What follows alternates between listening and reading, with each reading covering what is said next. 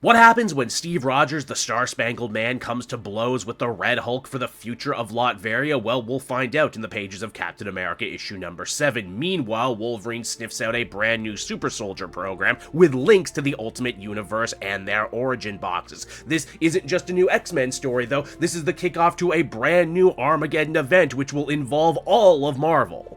Oh, but we're still not done yet, because over in the pages of New Avengers issue number 9, Bucky and Black Widow's team might very well end up getting eaten from the inside out by one of their own members in Carnage. That's 3 brand new, massive Marvel books on the shelf right now, and we're going to talk about them, so let's hop on in together, shall we?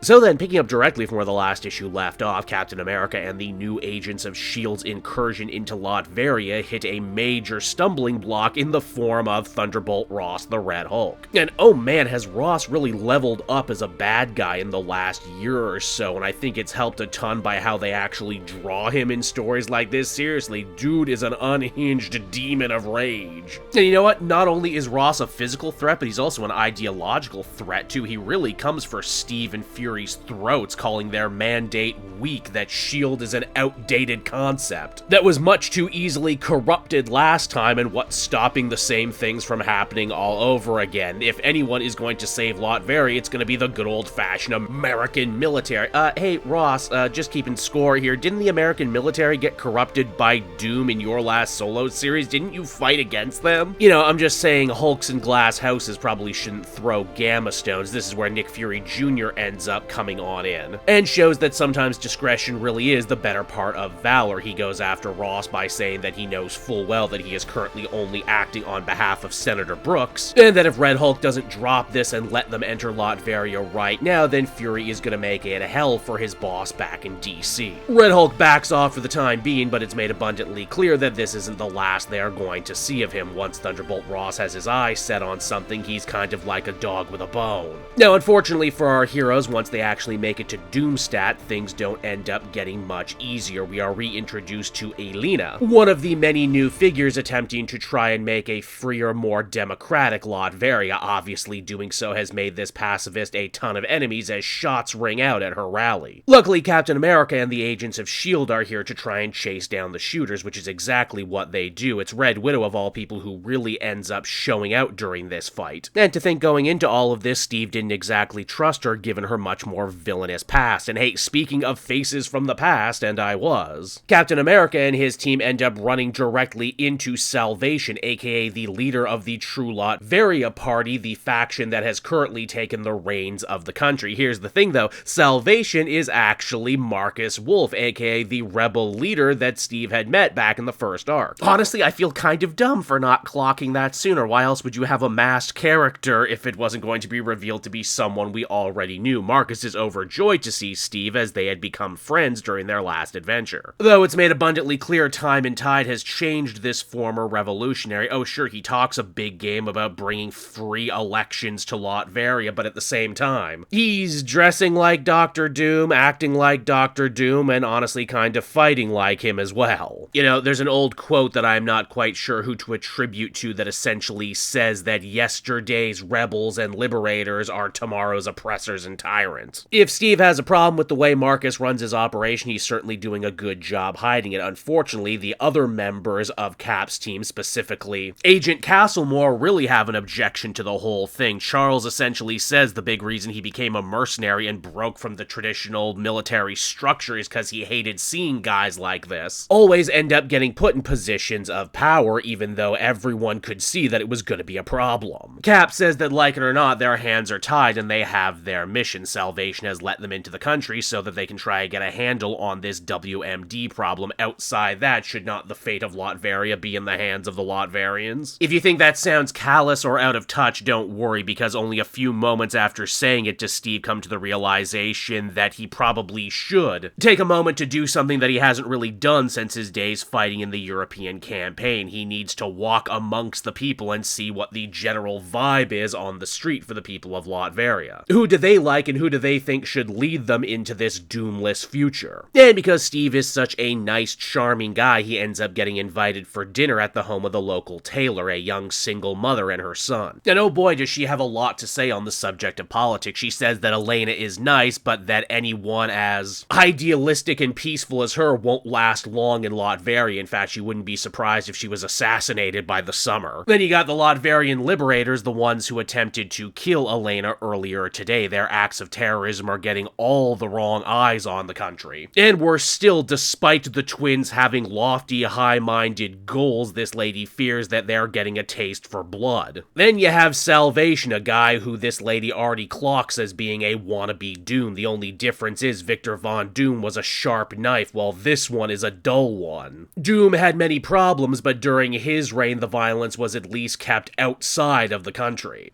I don't know how I feel about that whole keeps the violence outside of Latveria thing. Are we forgetting the end of One World Under Doom when it was revealed that Doom was only able to move heaven and earth the way he did because he was literally sacrificing Latverian civilians to fuel his amazing magical power?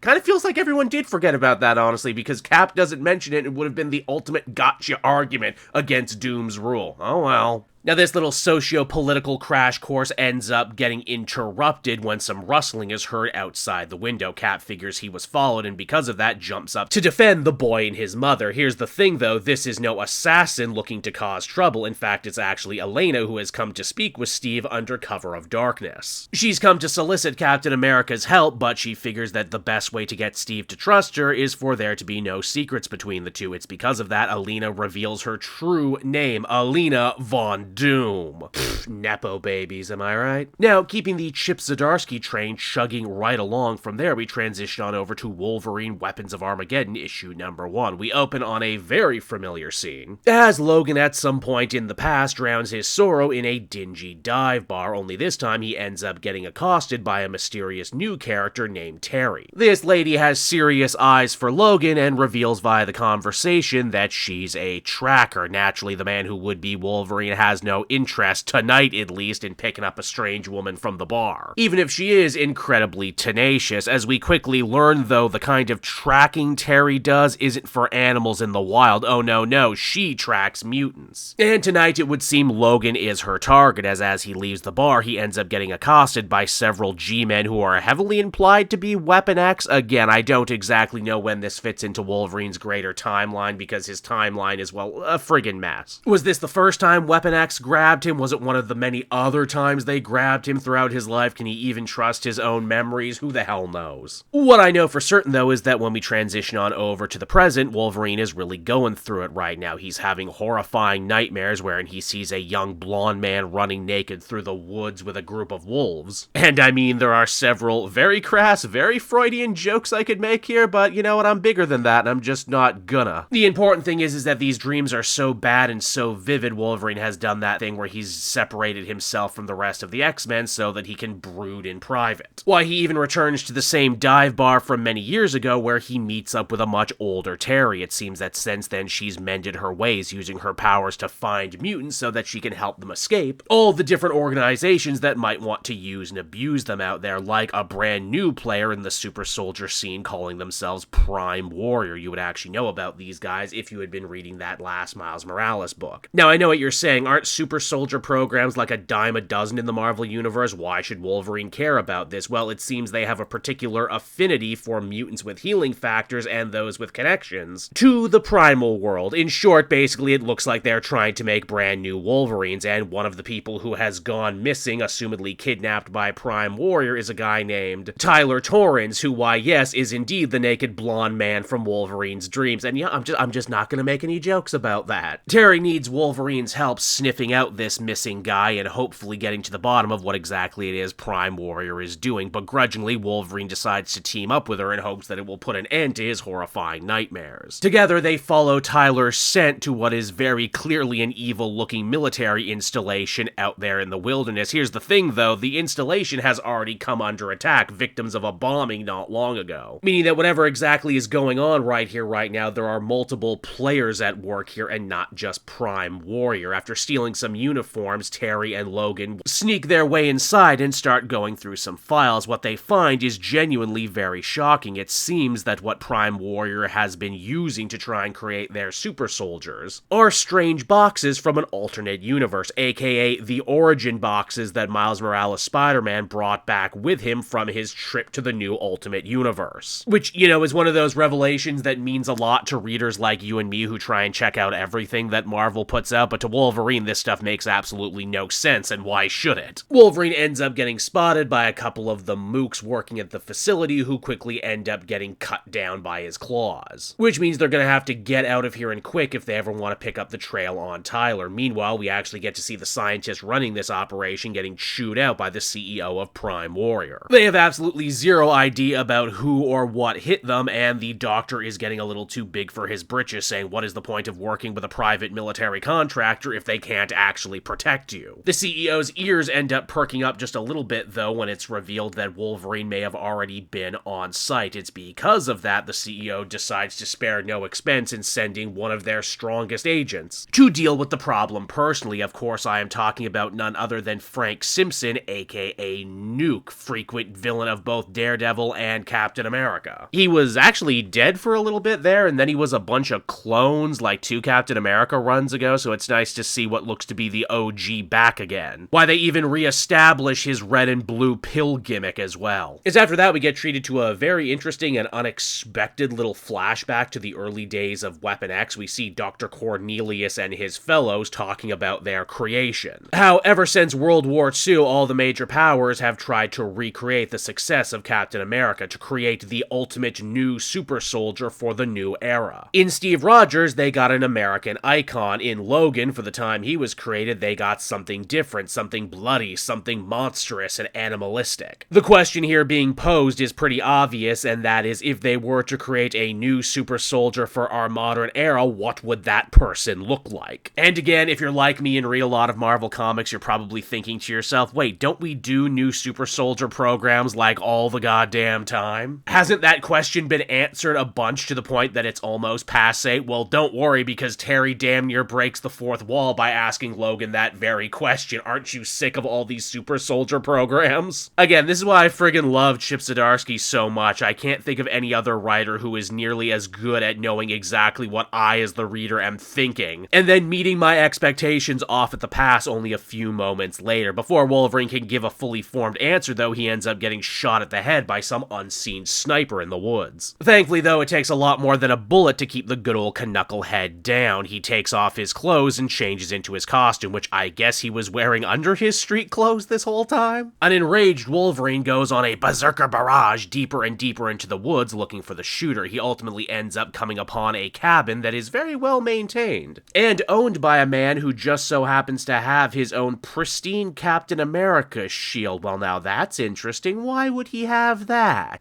Hey, where do I know this guy from? Red hair, green armor, a Captain America shield of his own, a connection to the Super Soldier program. Oh, wait, it's David Colton, the brand new post-9/11 Captain America that Zdarsky created for the first volume of his Captain America run. Him officially being here ties the two stories together in a nice little bow. You love to see it, don't you? If you missed that video, please go check it out on my channel. You'll want to know who this guy is. Colton, we learn, was actually helping Tyler escape from Prime Warrior, and as the comic comes to a close, we check on in with Tyler running with the wolves like he was in Wolverine's dream, and as the comic comes to a close, he pops a set of claws all his own. Pfft, nepo babies, am I right? And with that, the last new comic we have this week is New Avengers issue number 9, which I actually did not know going into this is the penultimate issue of this whole series. I really thought this one was going to make it longer, but it did not. We see the fully assembled Killuminati going over their plan of attack.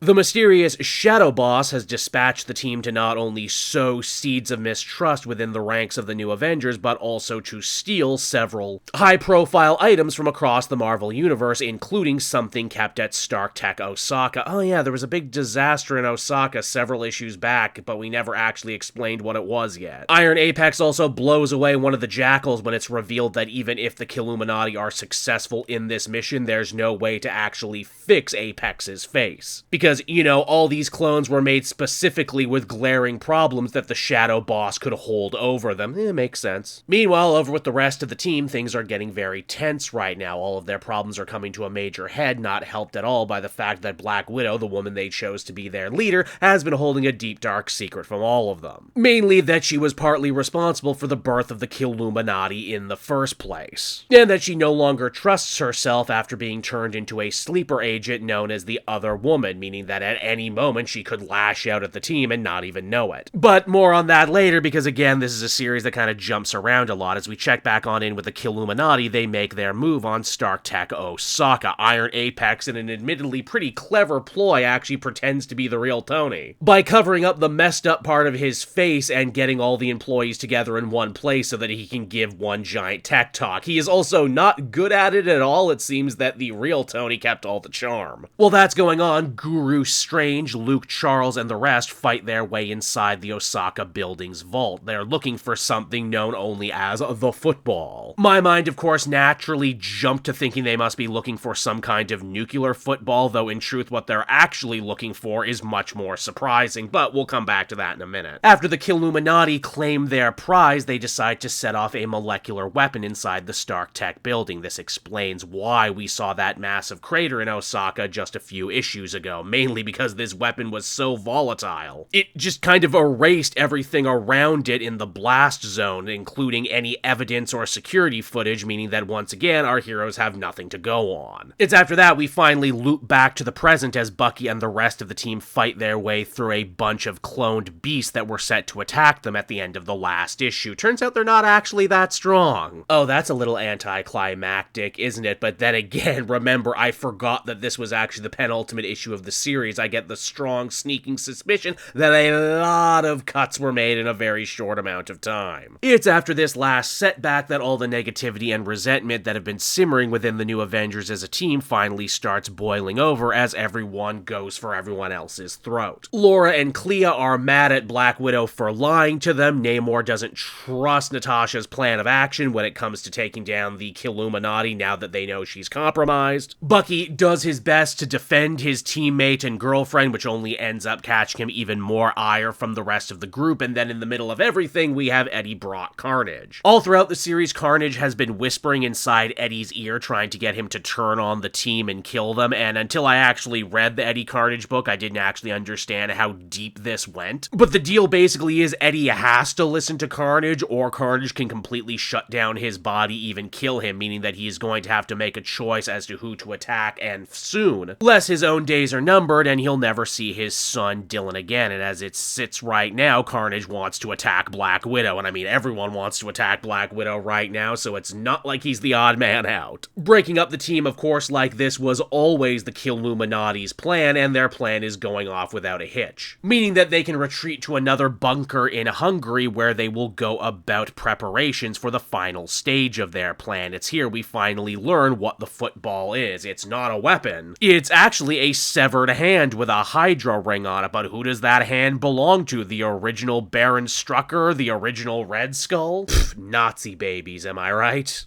And so there you have it, everybody. 3 big must-read Marvel books on the shelf right now. Starting with Captain America, Chip Zdarsky continues to move from strength to strength on this one. I love the mix of superhero action, spy movie intrigue, and skullduggery. I love that they're really using the fallout of One World Under Doom to tell some interesting topical stories. I think Red Hulk has never been better served as like a major big bad, and it looks like he is going to be keeping that role as we move forward into the bigger Armageddon story, where they kind of seem to be setting him up as the main villainous force moving forward, which is kind of cool for Ross, and, you know, an interesting place that we haven't really seen him before. I'm glad that they're not just reusing the same movie-adjacent villains over and over again. He's a different sort of foe, offering up a different sort of evil and a different sort of threat for the Avengers and other heroes to try and overcome. Ultimately, I'd give this one an 8.5 out of 10. Just great stuff.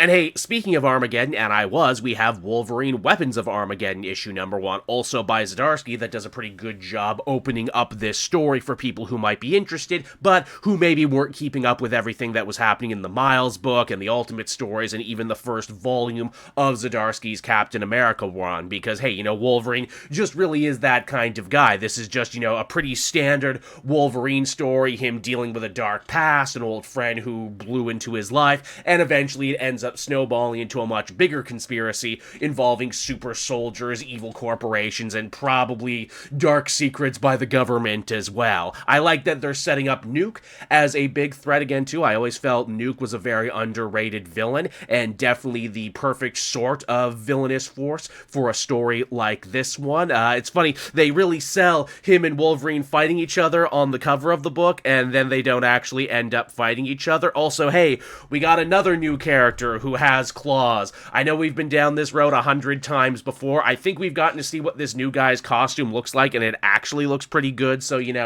fingers crossed, hopes are high, but even at the same time, I know we've been burned before when we have new Wolverine-esque characters, so I'm not gonna get too excited, but hey, you know what? As far as first glances go, this one is pretty solid. I would also give this one a very well-deserved 8 out of 10. Check this one out, like I said, even if you're not fully in the know about what's going on in the other Marvel stuff, you will probably need to read this to read the new Armageddon coming soon, and I don't think you'll be disappointed.